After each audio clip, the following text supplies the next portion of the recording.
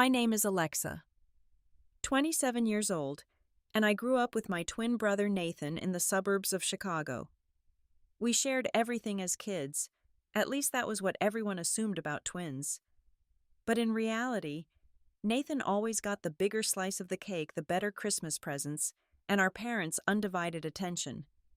Then last week, my mom called out of the blue with a confession that shattered my world. She told me I was their favorite child all along. Before I tell you the story about how one phone call broke everything I ever believed, let me know where you're watching from, and hit subscribe if you've ever been betrayed by those you love the most. Growing up in our middle-class suburban home outside Chicago, I always felt like I was living in the shadow of my twin brother. Our house was a spacious two-story colonial on Maple Street, with a big backyard where neighborhood kids would gather for barbecues and birthday parties. Dad worked as a mechanical engineer at a large manufacturing company, and Mom taught high school English at the local school.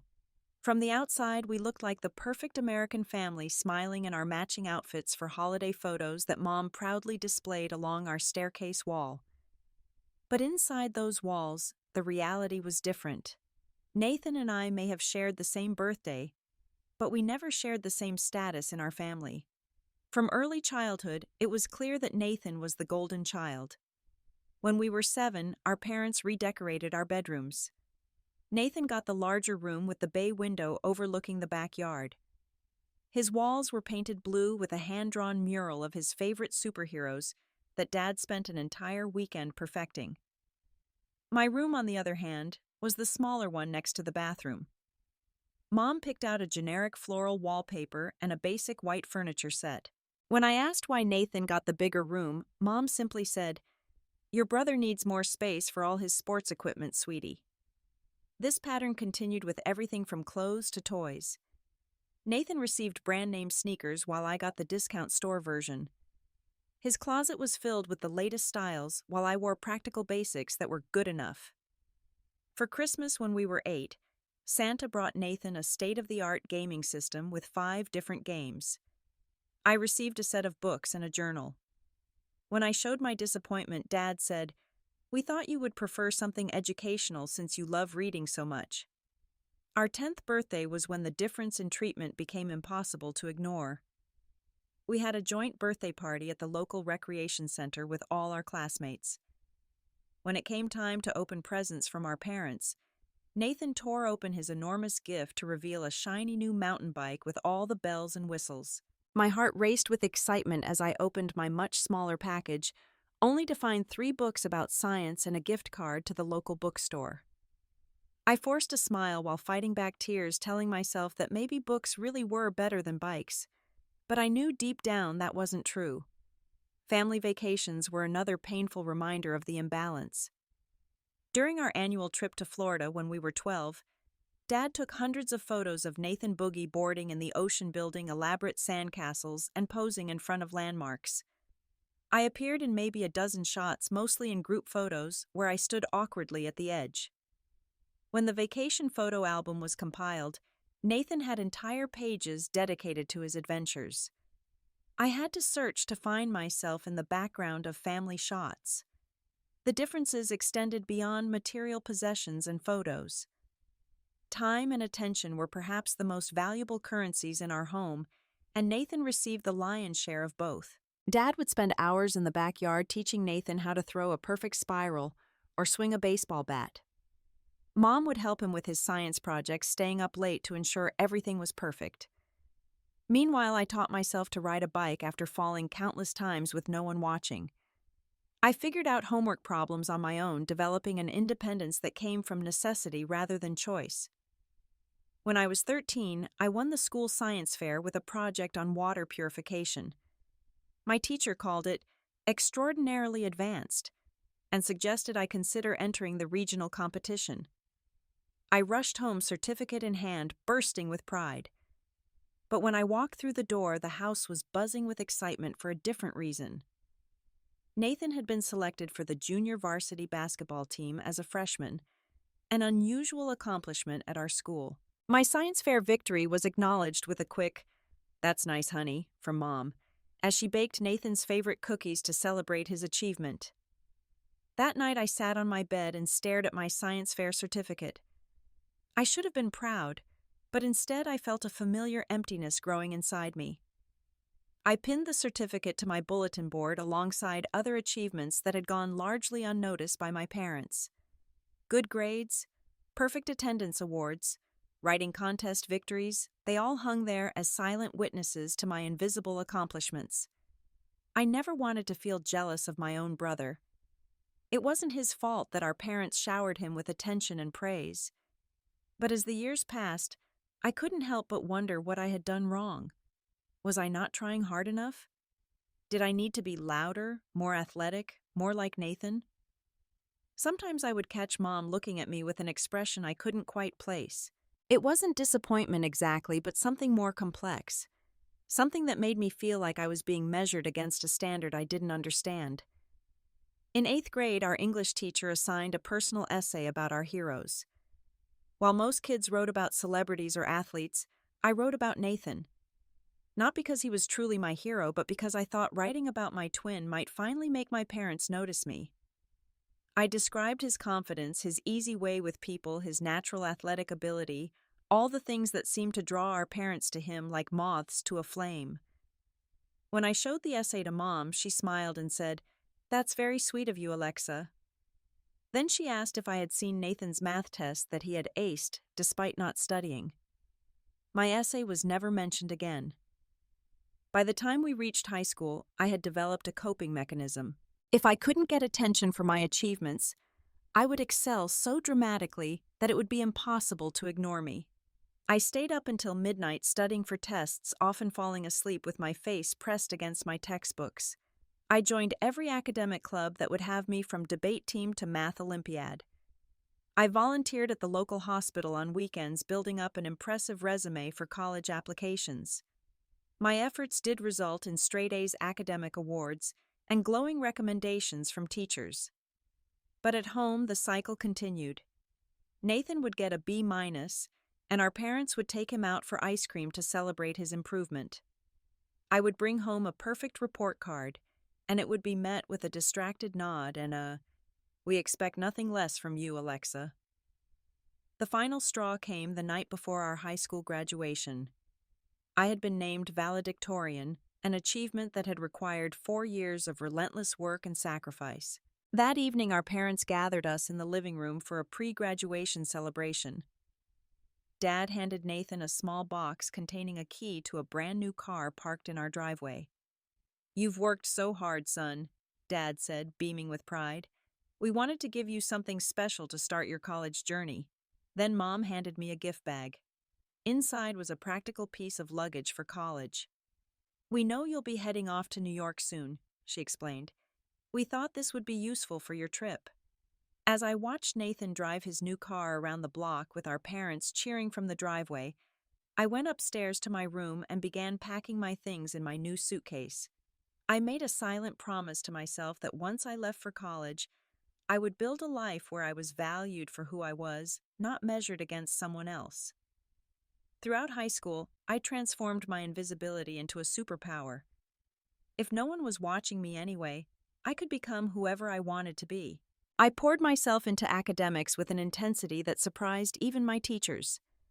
By junior year, I was taking all AP classes, serving as editor of the school newspaper, and volunteering 20 hours a week at the local hospital. My English teacher, Mrs. Johnson, was the first adult who seemed to see me for who I was, rather than who I wasn't. After reading my analysis of Sylvia Plath's poetry, she kept me after class. "You have a unique voice, Alexa," she said, tapping my paper. "Your perspective is refreshingly honest. Have you considered pursuing writing in college?" That 5-minute conversation meant more to me than a lifetime of half-hearted praise from my parents. Someone had noticed not just my achievements, but something inherently valuable about me. It was around this time I met Sarah in AP Chemistry. We were paired as lab partners, and she quickly became the first real friend I'd ever had. Unlike most people at school who saw me as Nathan's quiet twin sister, Sarah saw me as just Alexa. "Your brother seems nice enough," she said once when Nathan waved to us in the hallway. "But he's not nearly as interesting as you are." I nearly dropped my textbooks in shock. Nobody had ever suggested I might be the more interesting twin. With Sarah's encouragement, I joined the drama club junior year. I had always loved losing myself in books, and acting offered a similar escape with the added thrill of an audience. To everyone's surprise, including my own, I was good at it. Really good. When auditions came for the spring production of The Glass Menagerie, I was cast as Laura, the lead female role.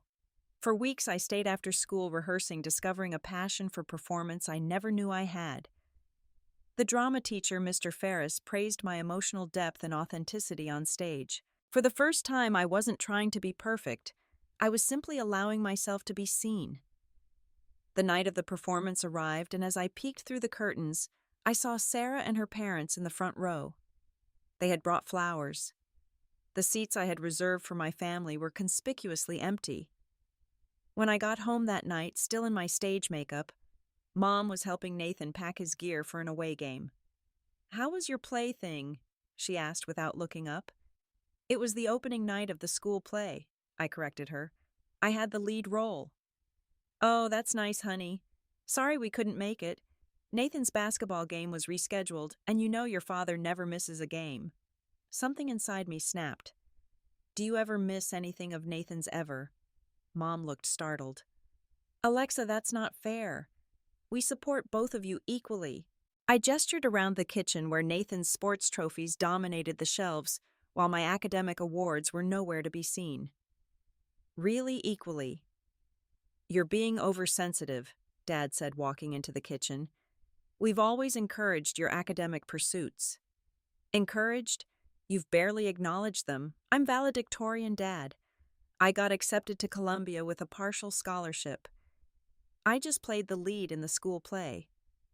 "Have you even noticed?" "Of course we've noticed," Mom said, her voice tight. "We're very proud of you, but you've always been so independent, so capable. Nathan needs more guidance." "No, Nathan gets more everything," I said, tears streaming down my face. "More attention, more gifts, more love." "That's enough," Dad said firmly. "This conversation is over." I ran up to my room and slammed the door, something I'd never done before. I was the good child, the quiet one, the one who didn't make waves. But that night, something fundamental had changed. I realized that no matter what I achieved, it would never be enough to make them see me. The next morning, Sarah called to gush about my performance. "You were amazing. Everyone was talking about how you made them cry during your monologue." "My parents didn't come," I said flatly. There was a pause before Sarah responded. "Then they missed something incredible. Their loss, not yours." Those words became my mantra for the rest of senior year. Their loss, not mine. I stopped bringing home news of my accomplishments. When I won a prestigious essay contest, I didn't mention it. When I was featured in the local newspaper for my volunteer work at the hospital, I hid the article. I began to build a life separate from my family, one where my value wasn't determined by comparison to Nathan. By the time graduation arrived, I had developed a protective shell around my heart. As I delivered my valedictorian speech about finding your own path, I looked out at the audience. Sarah and her parents were cheering wildly. My parents sat quietly, their attention divided as they frequently turned to watch Nathan fidgeting in his seat with the other graduates. That night, as I packed the new luggage they had given me for college, I made a decision. New York wouldn't just be where I went to school, it would be where I would find myself away from the shadow I had lived in for 18 years. I placed my high school yearbook in the suitcase open to the drama club page, where a photo showed me center stage, bathed in spotlight, finally visible. Stepping off the plane at LaGuardia Airport felt like being born again. The humid August air, the cacophony of voices speaking dozens of languages, the skyline visible in the distance, all of it whispered possibilities. For the first time in my life, I wasn't Nathan's twin. I was just Alexa, a freshman at Columbia University, ready to write my own story. My dorm room was tiny, with cinder block walls painted an institutional off-white, but it represented freedom. I met my roommates that first day.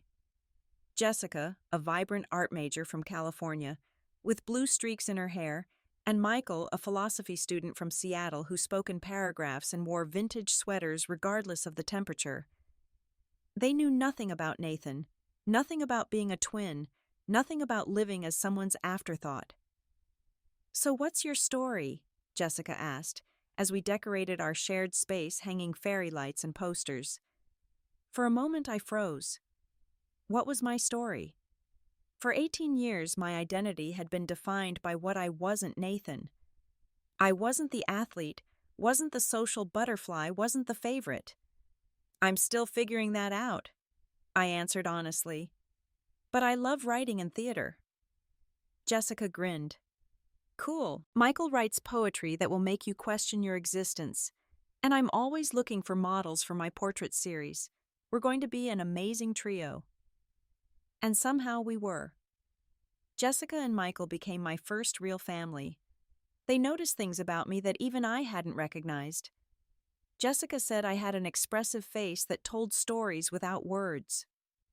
Michael said my analytical mind dissected ideas with surgical precision. They saw strengths where I had only seen myself as lacking. During that first semester, I declared a major in communications with a focus on journalism. Words had always been my refuge, and now they could be my future. I joined the university newspaper and discovered I had a knack for interviewing people for drawing out their stories. Professor Marcus, who taught investigative journalism, became my mentor after reading my series on hidden homeless students at Ivy League universities. "You have empathy that can't be taught," he told me during office hours. "You see people that others overlook because you know what it's like to be overlooked." His words hit me like a physical blow. I had never connected my childhood experiences to my journalistic instincts, but he was right. I had spent my life observing from the periphery, noticing the unnoticed, hearing what wasn't being said. Meanwhile, my actual family felt increasingly distant. Nathan had chosen to attend the state university just 30 minutes from our parents' house. He lived at home saving money on room and board, while I worked 2 part-time jobs to afford New York City living expenses. My parents had agreed to pay my tuition the same deal they'd given Nathan, but I was on my own for everything else. Phone calls home grew shorter and less frequent. Mom would answer with, "Just a minute, honey," before putting me on speaker so she could continue cooking or cleaning. Our conversations consisted mainly of updates about Nathan's classes, Nathan's new girlfriend, Nathan's intramural sports achievements. When I tried to share news about my own life, my internship at the city magazine, the feature article I'd published, the A I'd earned in the most difficult class in my program, the responses were perfunctory. "That's nice, dear. Good for you. You always were good at school." I stopped calling as often. Holidays became obligatory visits that I shortened whenever possible, claiming work commitments or study groups. It wasn't entirely untrue I had taken on an additional internship and was working at the campus coffee shop to make ends meet. But the truth was going home made me feel like I was shrinking, reverting to the invisible girl I had been before New York. During my sophomore year spring break, I stayed in New York rather than going home. My parents didn't protest, mentioning they were busy helping Nathan prepare for a summer internship that Dad had secured through his company connections. I told myself I didn't care, but late at night, scrolling through social media and seeing photos of them together at restaurants, at basketball games, in the backyard garden, all without me, a familiar ache spread through my chest. Jessica found me one night staring at my phone, tears silently tracking down my cheeks. "Family stuff?" she asked, sitting beside me on our worn couch. I nodded, unable to speak. "Want to talk about it?" I had never fully explained my family dynamics to anyone. But that night the whole story poured out of me, the constant comparisons, the unbalanced affection, the years of trying to be seen. When I finished, Jessica was quiet for a long moment. Then she said something that changed my perspective entirely. "Have you considered that maybe the problem isn't you, maybe it's them?" It was such a simple statement, but it had never occurred to me. I had spent my entire life assuming I was somehow deficient, that if I just achieved more or tried harder, my parents would love me the way they loved Nathan. I had never considered that perhaps they were incapable of seeing my worth. Their limitations aren't your fault, Jessica continued, and you don't have to keep trying to overcome them. That conversation was the beginning of my healing. I started seeing a therapist at the University Counseling Center, began unpacking the impact of years of emotional neglect. I focused on building relationships with people who valued me without conditions or comparisons. And I poured myself into my writing, finding my voice on the page when it had been silenced at home. In my junior year, I received a prestigious journalism scholarship that would cover my remaining tuition and provide a stipend for living expenses. It was the most significant achievement of my academic career so far. When I called home to share the news, Mom answered, sounding distracted. "Hi, sweetie. Can I call you back? We're in the middle of planning Nathan's birthday surprise." Our birthday. She meant our birthday. The twin birthday we shared. "Mom, Nathan and I have the same birthday," I said, my voice surprisingly steady. "We're twins, remember?" There was an awkward pause. "Of course, honey. I just meant we're planning something special for when you both turn 21. Nathan will celebrate here, and we thought maybe we could fly out to see you the weekend after. The weekend after our actual birthday. An afterthought, as always." "Don't bother," I said. "I've got plans with friends anyway. I was just calling to let you know I won the Fairchild Scholarship. It's going to pay for the rest of my college." "Oh, that's wonderful news. Is it very prestigious?" "Only 5 students in the country get it each year." "Well, we always knew you were smart. Listen, I should go. Your father's trying to hang streamers and it's not going well. Love you." The line went dead before I could respond. I sat there, my phone in hand, the news of my scholarship already fading into the background of Nathan's birthday preparations. That night, instead of feeling sorry for myself, I invited Jessica, Michael, and a group of friends from the newspaper to a dive bar in the East Village. We toasted my scholarship with cheap beer and shared plates of nachos. These people, my chosen family, celebrated my success with genuine joy. As we laughed and talked late into the night, I realized I had found my place, my people. And for the first time, I felt truly seen. By the time I graduated from Columbia, I had built a life that felt authentically mine. I had earned my degree with honors, secured a position at the prestigious Walsh Media Group as a junior editor, and found an apartment in Brooklyn with Jessica, who was now pursuing her MFA in visual arts. New York had become home in a way Chicago never had been. My first year at Walsh was a whirlwind of deadlines, networking events, and rapid learning. I specialized in human interest stories, finding and amplifying voices that might otherwise go unheard. My editor, Camila, recognized my talent for connecting with subjects and gave me increasingly complex assignments. By the end of that first year, I had published features in several major publications and was becoming known for my empathetic, nuanced reporting. At 24, I became the youngest associate editor in the company's history. My promotion came with a significant salary increase and my own office with a view of the East River. The day I moved into that office, I placed a single-framed photo on my desk, not of my family but of Jessica, Michael, and me at graduation, our arms around each other, faces bright with possibility. Meanwhile, Nathan's post-college path was considerably less direct. Through occasional texts from Mom and holiday phone calls, I learned he had cycled through 3 different jobs in the 2 years since graduation.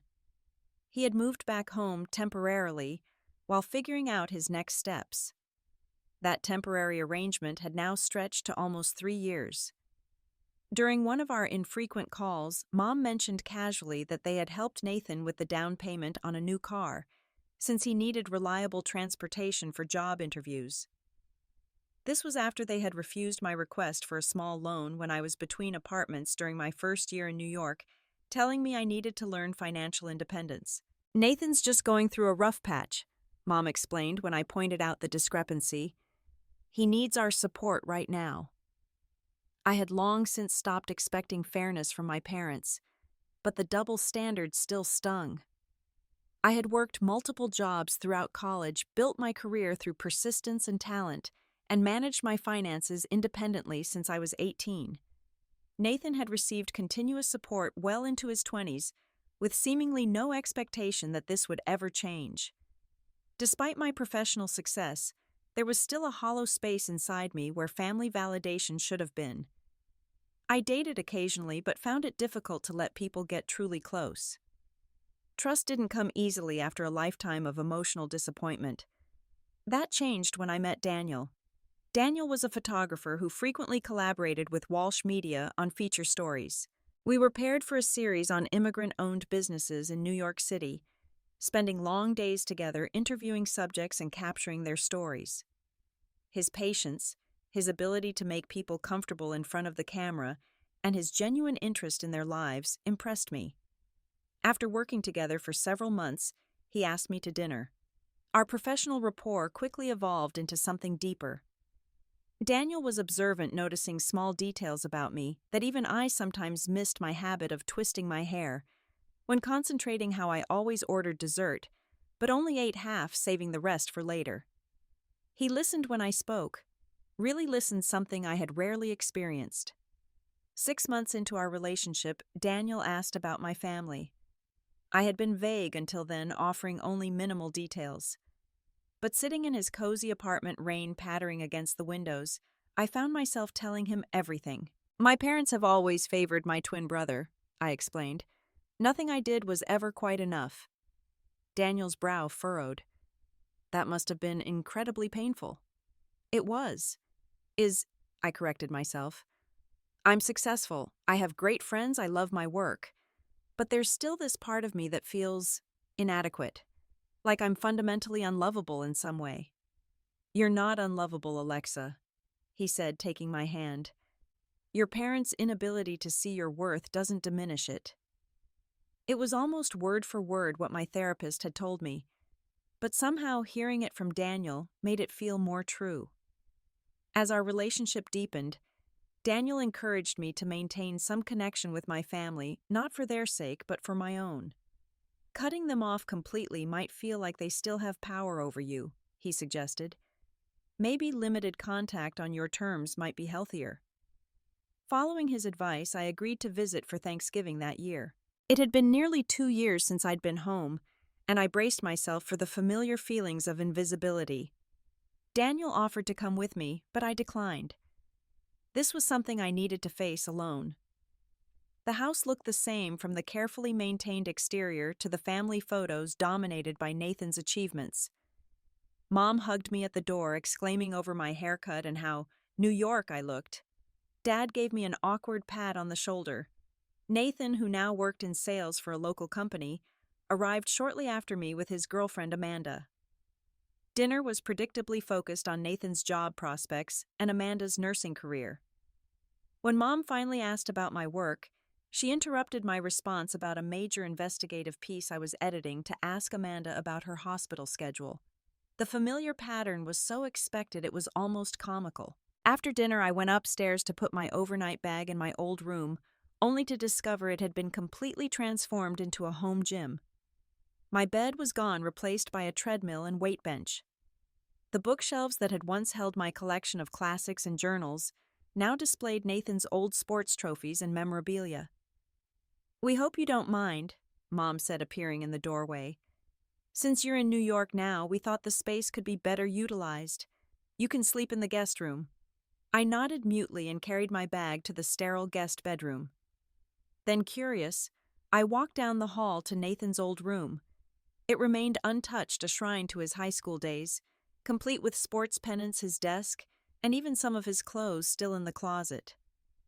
Nathan stays here sometimes when he works late or goes out with friends, Mom explained when she saw me standing in his doorway. It's easier than driving all the way to his apartment. The contrast was so stark, so undeniable, that something broke loose inside me. Decades of hurt crystallized into a clarity I had never experienced before.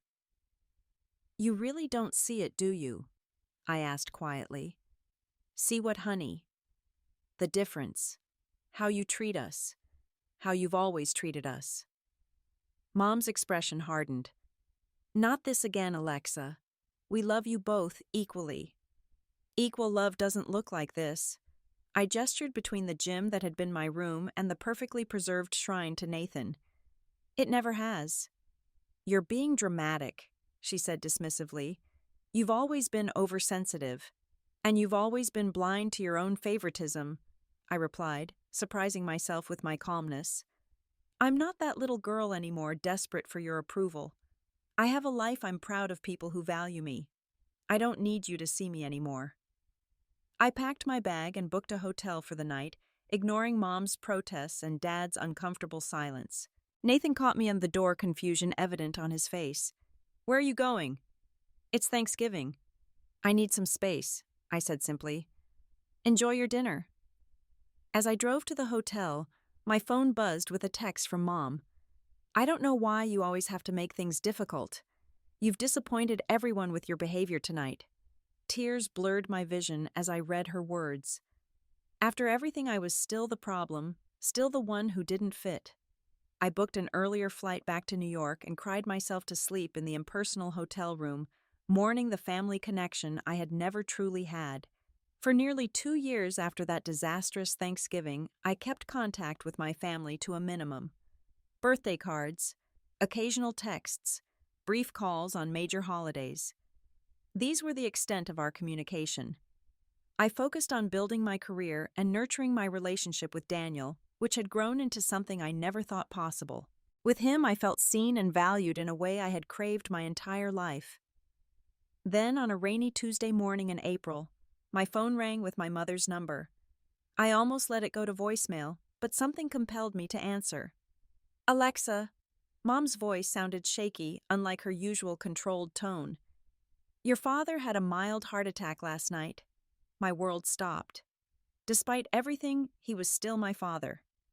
Is he okay? Yes, they caught it early. He's stable now, but they're keeping him for observation. I thought you should know. I'll be on the next flight, I said without hesitation. 4 hours later, I was on a plane to Chicago, my mind racing with memories and fears.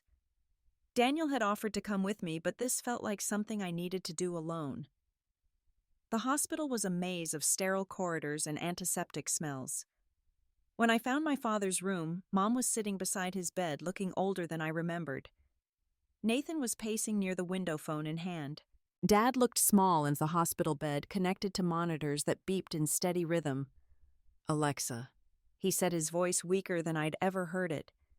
You didn't need to come all this way. But I had needed to come not just for him, but for myself. Whatever our complicated history, I couldn't stay away at a moment like this. The next few hours passed in a blur of doctor visits and family tension. Nathan and I took turns sitting with Dad while Mom dealt with insurance paperwork. When evening came, Nathan offered to get coffee for everyone from the cafeteria.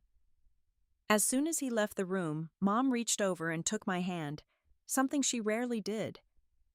I looked up, startled by the gesture, and found her watching me with an intensity that made me uncomfortable. You know you've always been our favorite, she said quietly. I stared at her, certain I had misheard. What? Your father and I, we've always known you were the strong one, the capable one. Nathan needed more from us because he wasn't like you. My mind struggled to process her words. After a lifetime of feeling second best, this made no sense. Mom, what are you talking about? You've always favored Nathan. Always. She shook her head, still holding my hand in a grip that was almost painful. No, sweetie. We knew you would be fine no matter what. You were always so independent, so smart. Nathan needed the extra attention because he wasn't as capable as you. The room seemed to tilt as decades of memories rearranged themselves in light of this absurd new narrative. So you're saying you neglected me because I was capable? You turned my bedroom into a gym while keeping Nathan's shrine intact because I was your favorite. We didn't neglect you, Mom said, looking genuinely confused by my reaction. We gave Nathan the support he needed because he was weaker. We all know that. You were always going to succeed no matter what. My heart pounded in my ears as the full implication of her words sank in. They hadn't overlooked me accidentally, they had done it deliberately. They had decided I could handle being the less loved child because I was strong. "We've always been so proud of you," she continued, seemingly oblivious to my growing distress. "Looking at what you've accomplished on your own while Nathan still needs our help with everything. That's why your father and I decided to leave the house and most of our savings to him in our will. You're already successful, you don't need it like he does." I pulled my hand away, feeling physically ill. "Let me get this straight. You consistently gave Nathan more attention, more gifts, more support, more everything because you thought I didn't need it. And now you're planning to give him your inheritance too for the same reason." "Exactly," Mom said, nodding as if I finally understood some profound truth.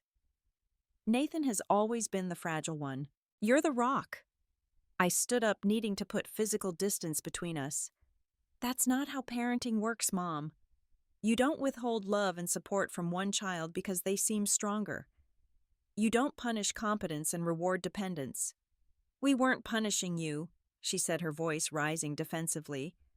"We were being practical." "You were playing favorites," I said, my voice breaking despite my efforts to remain calm.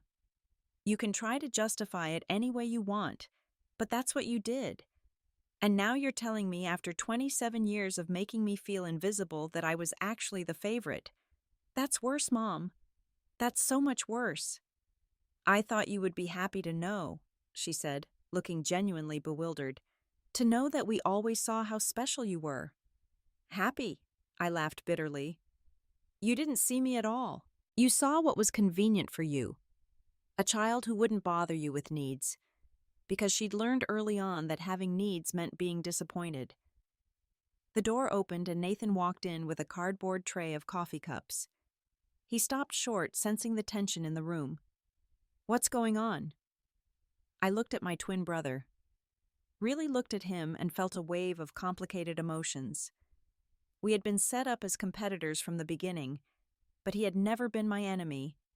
He had been shaped by our parents' dysfunctional parenting just as I had. "Ask Mom," I said, grabbing my purse. "I need some air." I brushed past him and hurried down the hospital corridor, tears blurring my vision. Finding a quiet corner in the hospital cafeteria, I collapsed into a chair and tried to breathe through the tightness in my chest. My phone buzzed with a text from Nathan. "Where are you? What happened?" I didn't respond. How could I possibly explain to him that our entire childhood had been based on a twisted logic I still couldn't comprehend? That our parents had intentionally created an imbalance between us based on their perception of our relative strength and weakness? After several minutes, I saw Nathan entering the cafeteria, scanning the room until he spotted me. His face was drawn with concern as he approached and sat across from me. "Mom won't tell me what happened," he said. "She's upset, and keeps saying she was just trying to explain things to you." I looked at my brother, this person who shared my DNA, but whose experience had been so fundamentally different from mine. For the first time, I wondered if he had been damaged by our parents' favoritism just as much as I had, just in different ways. "Did you know," I asked carefully, "that Mom and Dad consider me their favorite child?" Nathan's eyebrows shot up. "What? That's ridiculous. Everyone knows I was their golden child. Apparently that was intentional. They gave you more because they thought you needed it more. Because you were weaker than me." His face flushed with a mix of embarrassment and anger. "They said that I was weaker?" I nodded. "Mom just told me they're leaving you most of their estate in their will because I'm successful and don't need it, but you do." Nathan pushed back from the table, running his hands through his hair in a gesture so familiar it made my heart ache. That's messed up." "Yeah," I agreed. "It really is." "Mom said that," Nathan asked again, his coffee forgotten in front of him. We had moved to a small cafe across from the hospital, needing neutral ground for this conversation. "She actually used the word weaker. She called you the fragile one," I clarified. "Said you needed more support because you weren't as capable as me."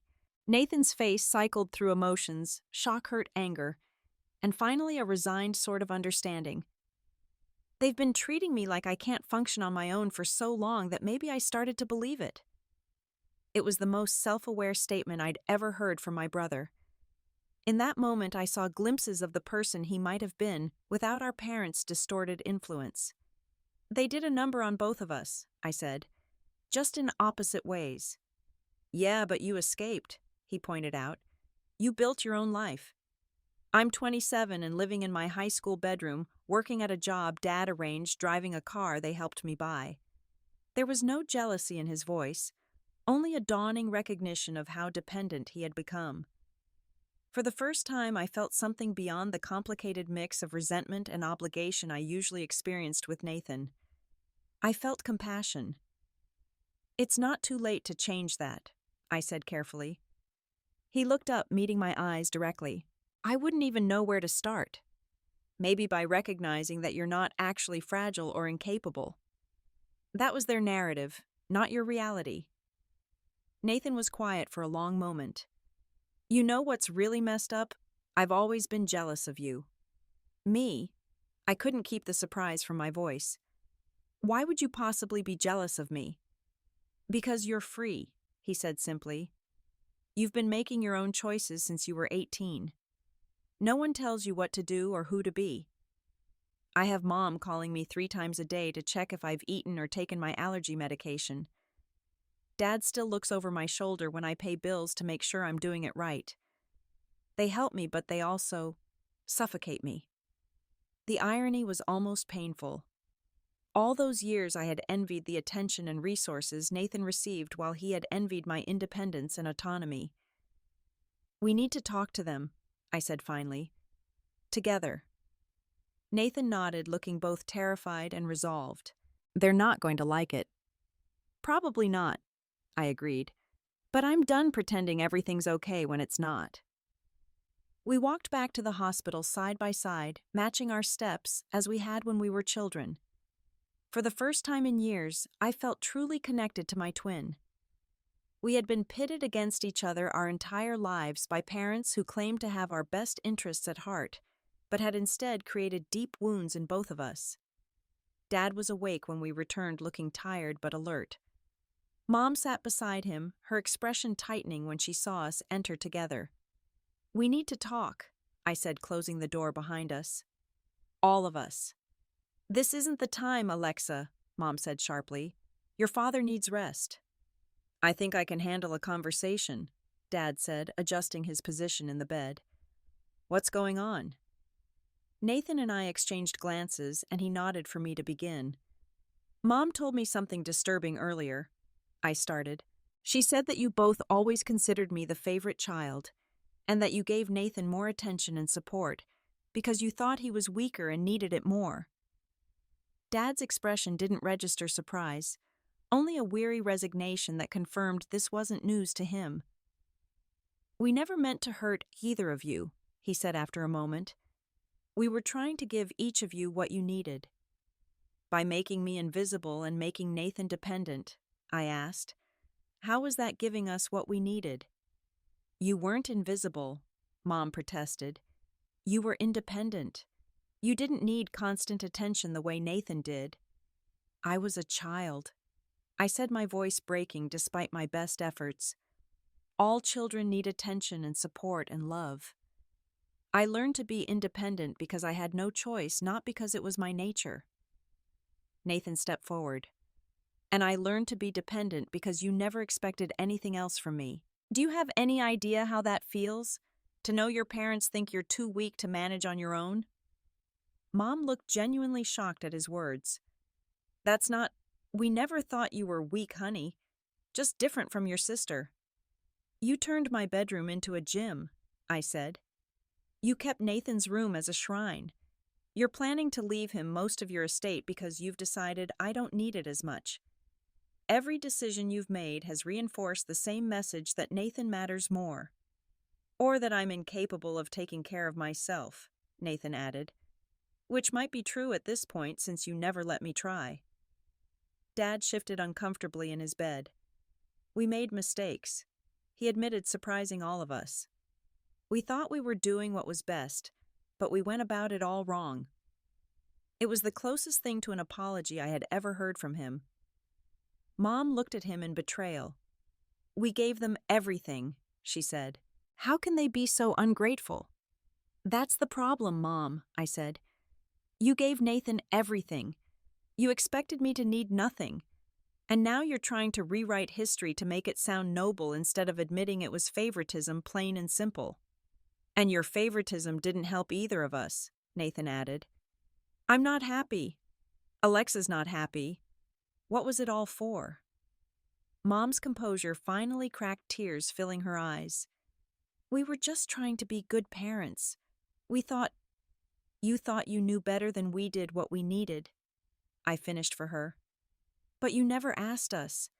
You never saw us as individuals with our own needs and feelings. You saw us as roles to fulfill the strong one and the fragile one. There was a long silence broken only by the steady beeping of Dad's heart monitor. Finally, he spoke. You're right, he said quietly. We got it wrong. Very wrong. Mom looked at him in shock, but he continued. I don't know if we can fix it at this point, but I'm sorry. Truly sorry for the harm we've caused both of you. Those simple words, a real apology after all these years, broke something open inside me. Tears flowed freely down my face as I nodded, acknowledging his words. I don't know if we can fix it either, I said honestly. But recognizing the problem is a start. Nathan moved to stand beside me, a united front. We're not kids anymore. Things need to change in how we all relate to each other. Mom was still resistant, still defensive, but I could see uncertainty in her eyes. Her perfectly constructed narrative about our family was crumbling, and she didn't know how to hold on to it anymore. What do you want from us? She asked, a note of defeat in her voice. Respect, I said immediately. Recognition that we're adults with our own lives and choices. And I need you to let me fail, Nathan said. To stop rushing in to fix everything for me and to start believing I can stand on my own. Dad nodded slowly. We can try. That's all I can promise right now, we'll try.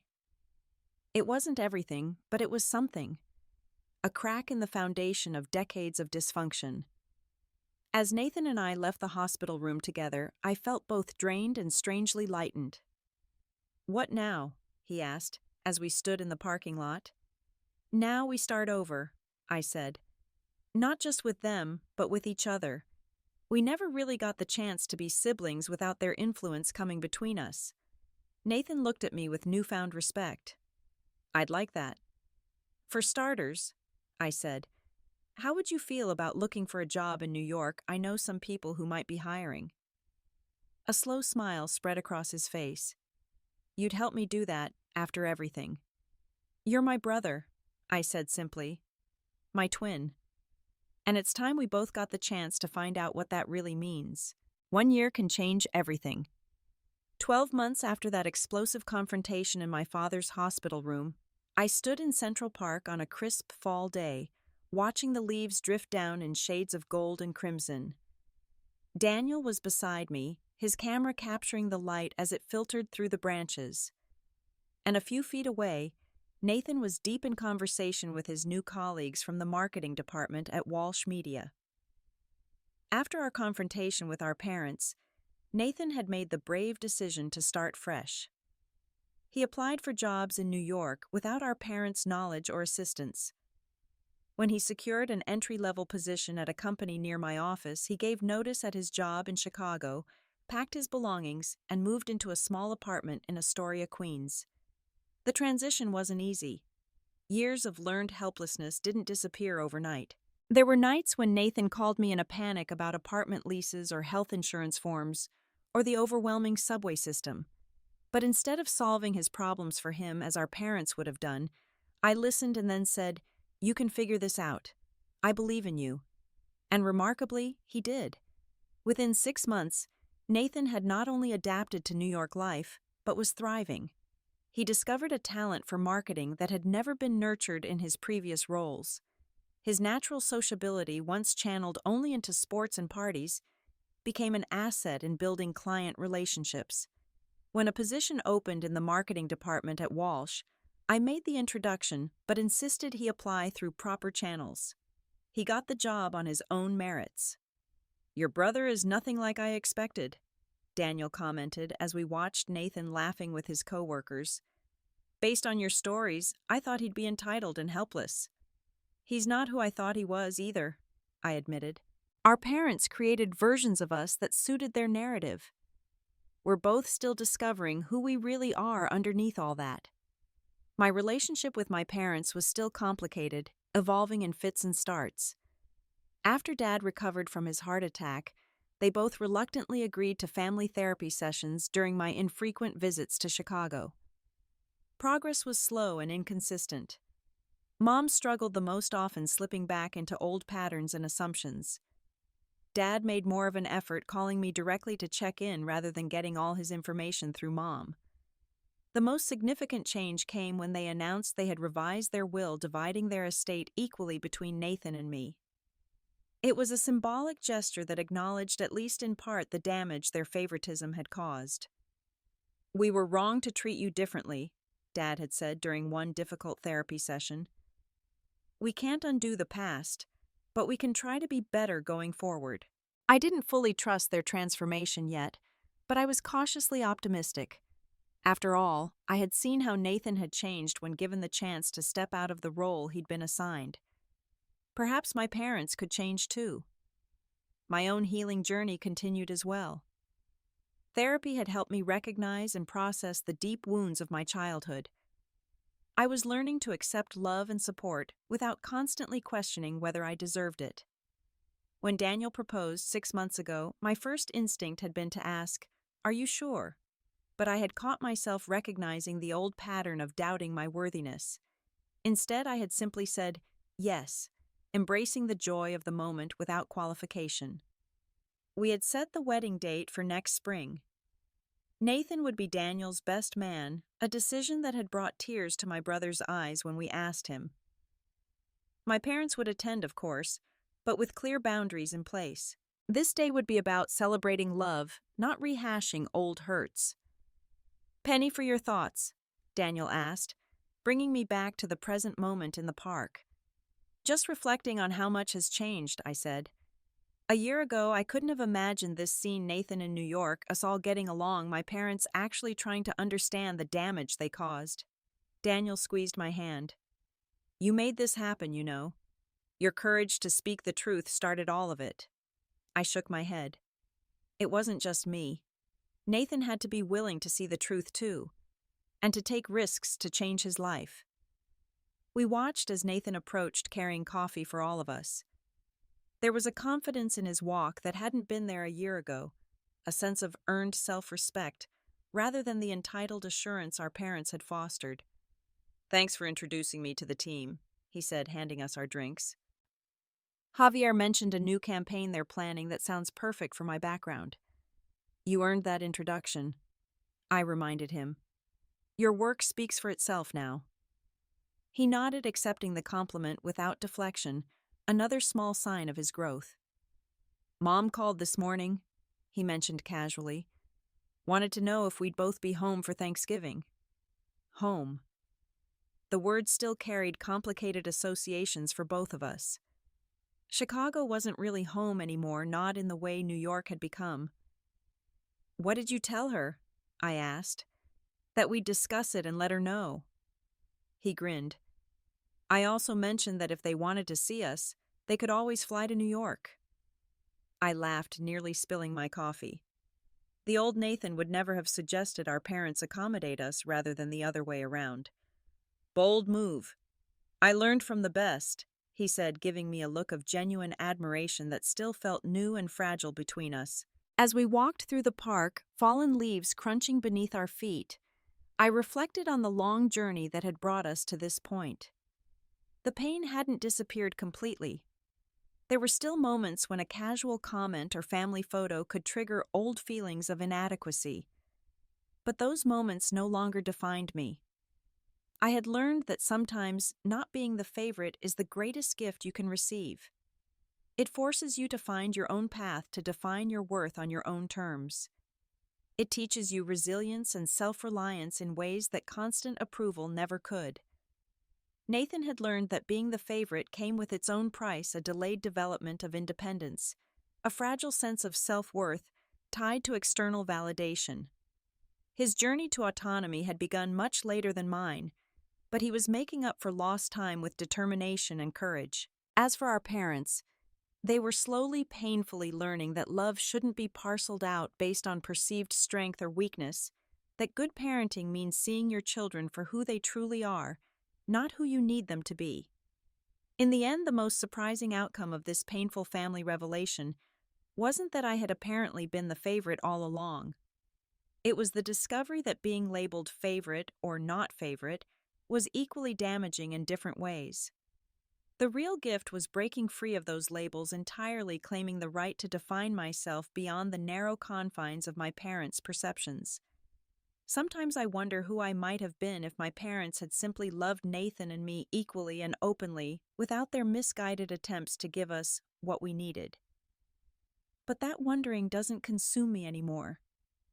I'm too busy living the life I've built, surrounded by people who see me clearly and love me completely.